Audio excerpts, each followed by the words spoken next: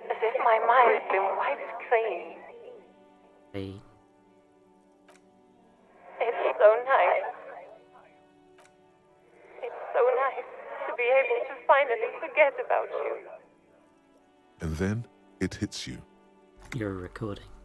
She tries again not to cry, and still doesn't succeed completely. Her quiet sobs sound old and distant, as if her voice is being played off a wax cylinder.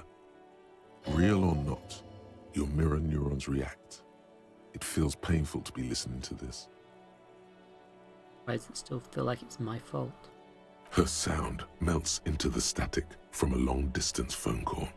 From time to time, you can hear people talking in the distance, but can't make out any words. This is where you hung up the call the last time, but the recording is still going. Keep listening. A phone rings in the office with an old-fashioned chime, and someone walks by in a pair of heels. The static is like a warm blanket wrapped around the sounds. Anyone there? No one replies, but the static grows stronger like rainfall. Then a female voice speaks out, completely different from the one before. Glorious and total somehow, crawling inside your head. For 300 years I have been here, volatile and luminous, made of sodium and rain. If you want me, you can find me on the beach. Dans la dernière balle. So... The strange alien thought pattern ends. Lieutenant cuts in, inspecting the intercom. It was a recording trapped in the circuitry from some ancient tenant. This sometimes happens. Shall we conclude here? We have other mysteries to solve. Wait, a recording trapped in the... Mm-hmm. I don't have time to explain it to you right now. Maybe sometime later. He looks at the sea. Something weird just happened. Don't take this the wrong way, but during our short stint working together, something weird is almost always happening to you. Fair point. That is true.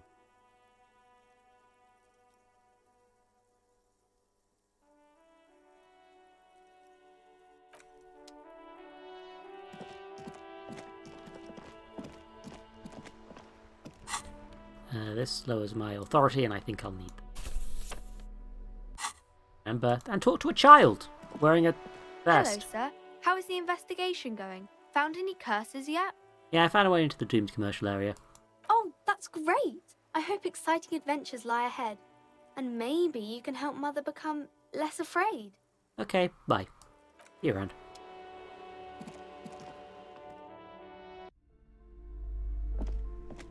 You're alive and well. Don't keep me waiting now. What's in there? In that dark sarcophagus? The dark sarcophagus. Yes, yes. How was it? Tell her how ghastly it was. You know it's what she wants to hear. Honestly, a dump. Nothing to see there, just heaps of garbage. We should let sunshine in.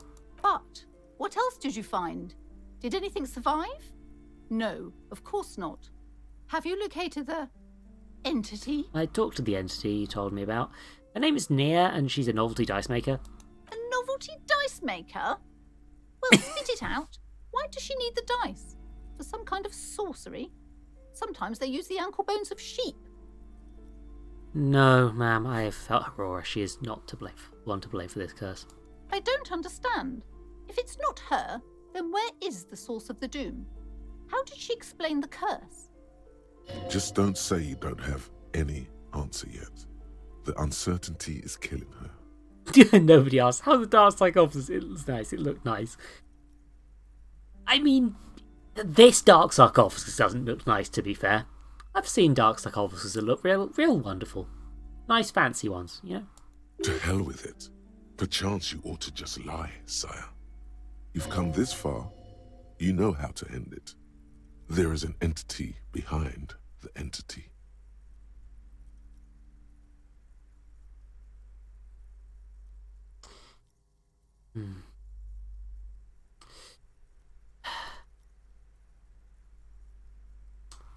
He says there is no curse because of too many inconsistencies. Too many inconsistencies? What kind of talk is that? As I said, she's an Novelty Dice Maker. Her business has been up and running for a long time now. Yes, because her business consists of the psychic leech that's been feeding the curse. Red blotches appear on her skin. I see that you've fallen for her manipulation, Detective. The investigation is over. I just hope that you haven't made anything worse by going in there. You have lied to her. I thought I'd get the chance to lie to her after this. Thank you for nothing. Please do buy some books, or be on your way. Blue's tucking the pendant away in her blouse. Wow. Total psychic collapse between you two right now. I am sorry we had to disappoint you, ma'am. Can we go now? I had a few more questions about the curse. Okay, but please, only a few questions. You wouldn't want to disturb the spirits. What are the wards on the back of the door? Are those these Seminese as well? Yes, the Simonese are very crafty, and their wards are extremely powerful. Lesser wards simply won't do here. The woman before okay. you scanned. Goodbye. Yeah, no, there's no convincing that woman, is there? Open the apartment door for Everard. Oh, I have the key as well. Games behind the greenhouse door in the yard. The basement door. It must be true, it's in a book. You're incorrect.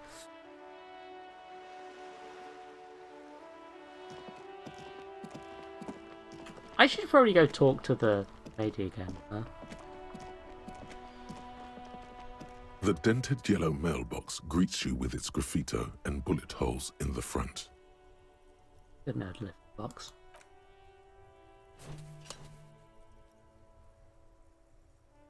The box seems happy.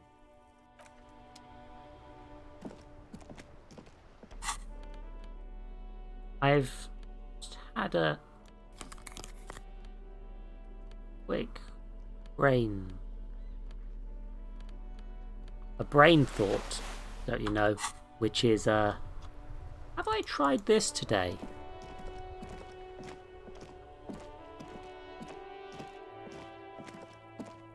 Also, there is a Devon. You see a set of tire tracks in the brown slush that covers the plaza okay. mosaic. More skills needing visual calculus before I can do that. Okay, never mind then.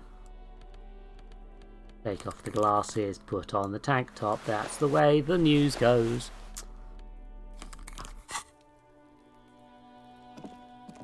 And now there's no corpse. How you doing, Kuno? Feeling better, buddy? Now there's no corpse? Fuck does Kuno care? He doesn't care. Okay. Kuno doesn't fucking care. Good to establish. Okie dokie. I actually think I want to go to the Whirling in Rags quick. Actually. Now, because I think next time I'm going to go talk to the lady at the docks. Stuff like that. But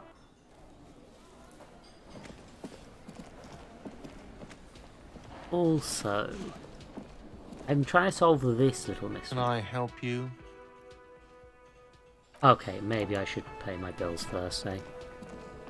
But, because I think there's a passageway You into see the main a heavy building. steel door with a prominent... The door does not. The man ponders his cooking utensils and gives you a little nod, acknowledging your presence. Do you know what's behind that door? He looks up at you, then looks away quickly, shrugging and muttering something to himself. Shrugging is an international sign for, no, I don't know what's behind that door. I don't think I need anything else to say masculine. I guess. Okay, so that's not an option.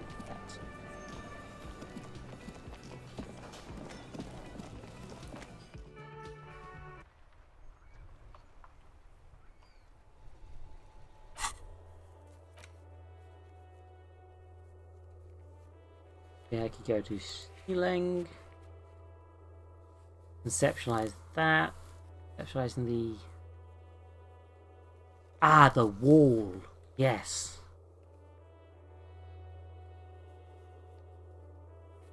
Also notable that there is definitely more bits of Martinez that I can go to. I kind of knew that was a thing, but I don't know how to get there yet, huh? Car container door, need to out-rhetoric that. The sleeping dock worker is not there. I can't really do most of these actually, but trash container. What's that one? Kick it, I guess. Okay. Heroic cafeteria window. That's more of a timing one than authority based to get him.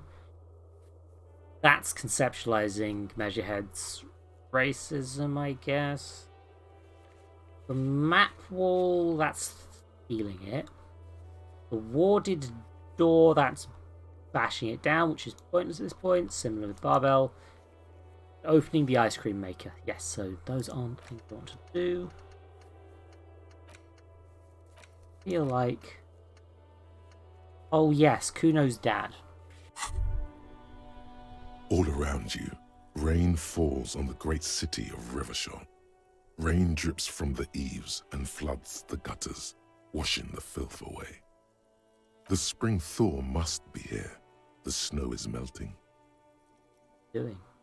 Looking up at the sky, cold water dripping from your hat. What do I see?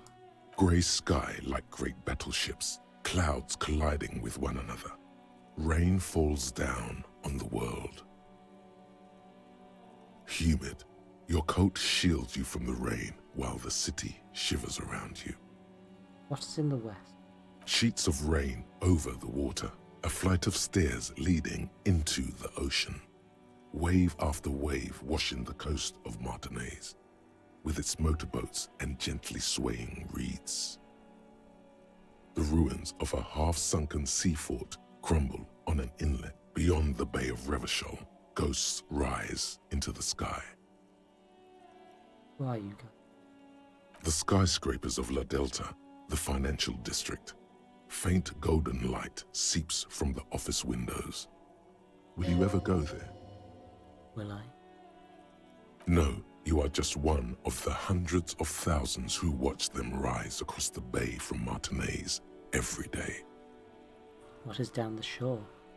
Urban coastline, rain dripping off Eternite-covered roofs, cinder blocks left over from half-finished construction, a defunct research and development building, once seized by revolutionaries. An old wooden church stands on stilts above the water. Beyond that? Coal City, end of all lines. Run your fingers through your dampened. Your hair is an oily mess flecked with ash from neighboring coal plants. Smokestacks rise somewhere in the distance.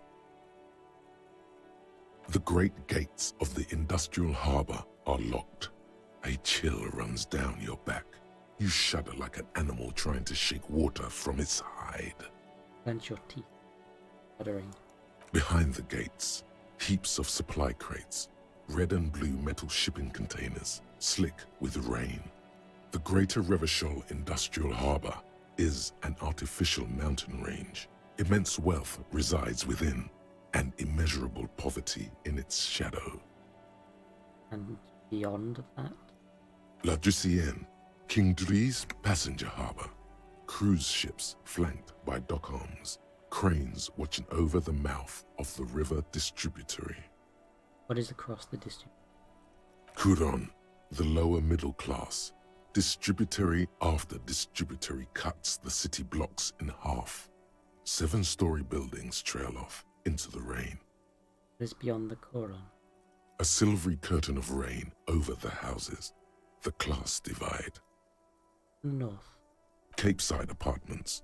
Tower blocks crowd one another. 4.46mm bullets still lodged in their war-torn stone walls. Hallways collapse from the mortar hits of a war that was lost long ago. Clotheslines go to waste in the rain. Radios play. Closer to here? A yard. Rain falls onto the roof of a woodshed. The lingering odor of decomposition mixes with that of damp soil. In the south. A traffic jam. Rain thrumming on the roofs of motor vehicles. Inside, drivers watch water streaming down their windshields. The statue of a king shudders. He too is cold. The canal bridge has been raised. What's on the other side? The road ascends. A raised motorway loops above the ghetto. Beneath its concrete columns, a sea of rooftops, woodwork, and tar stretches northward. 4-story buildings as far as the rain can fall. The snows melt in Jamrock. Why am I not there? To be in Martinez, where no one goes, at the runoff point of a long-forgotten canal, in the whitest part of town, in the shadow of the day the revolution failed. What am I doing here? Standing in the rain, looking north, where Jamrock Rock City stretches inland. I feel like this is a reference I'm not getting. Where the hood? Where the hood? Where the hood at? Have a brother in the cut. Where the hood at? Oh, Shadow, look further. In the rain-swept distance, above the rooftops of Jamrock, a repurposed silk mill stands perched above the motorway exit. Precinct 41 hunches in the rain. Your vision blurs. You wipe your face with your hand. The rain stings your eyes, making you look up and blink. What's above? Coalition aerostatics hang like apparitions under the cloud cover. Way up there, where rain forms, rotors flutter silently. Your sight clears. Motherfucker. This rain will not let up anytime soon. At least we are dressed for it. Let's keep moving.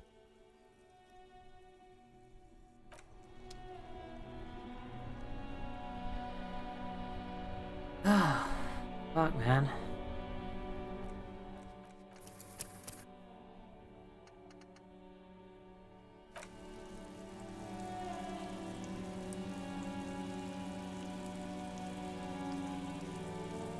I think that has to be the end of the stream, right? I think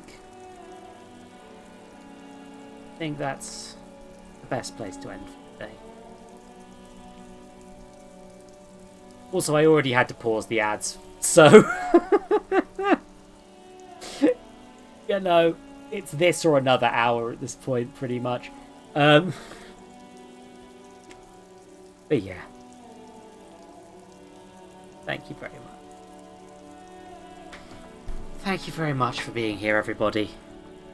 I'm gonna pull out my headphones again. Son of a bitch. And I'm gonna set up a raid of some sort. Oh. That's a good... Oh, dear me. Oh, I'm gonna have to choose. That's terrible. I hate having to choose.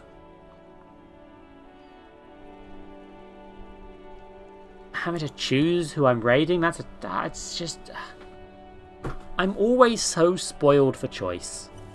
So many cool people stream. So many people stream on Fridays. So many wonderful people I could raid and just... I can't choose. I can never choose. I never want to pick a favourite streamer. Please, go view whoever you want to next. Even if the raid is just symbolic, I'd like to do that. I like to do the raids because it's a nice thing to do. It's a nice way to recommend people, but, you know, you don't have to come along for it. I feel sometimes it feels like you're kind of pressured to go along with raids, and it's like... when you're a viewer, at least, and I was just thinking, no, I think I'm gonna. I think I need to get less brain about that.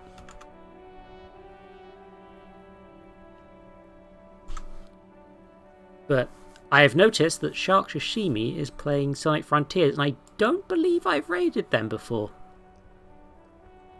And you know what? Sonic Frontiers was real damn fun when I played it. Mostly off stream, unfortunately, but you know. So I think I'm going to send you their way. I I think Shark Sashimi's a she, her, but I'm not sure. Whatever, it's fine. Thank you all for being here. Here is a donate link. This will help me buy a capture card. Consider it my Christmas present. Also, consider it the only way I get paid for this. Here's a Discord. Come hang out, please. I desire company. Also, it's a good way to keep up with my streams. It's a good way to throw shit posts at me because I do read basically everything that goes on that Discord. And also, it's a way to basically follow my Yu-Gi-Oh! Advent calendar bullshit because I've been posting it in the Yu-Gi-Oh! Containment Zone. And also, Throne. Please spell Throne correctly, me. Thank you. Which, again, Christmas is coming up. Please focus on on people, your family and such. But if you want to support this stream, if you want to contribute towards some of my goals that would help me improve the stream, because I am very proud of this stream. Yeah, Aria does also post in there. Thank you very much for being an active part of the community, Aria. It's a smaller server right now, but I'm working on it, you know? You can only start from you have to start from somewhere. But yeah, thank you all for watching. I stream on Wednesdays and Fridays at 8 PM, and I will see you next time. And it will be more Disco Elysium. I'm so sorry, you cannot be free from the game.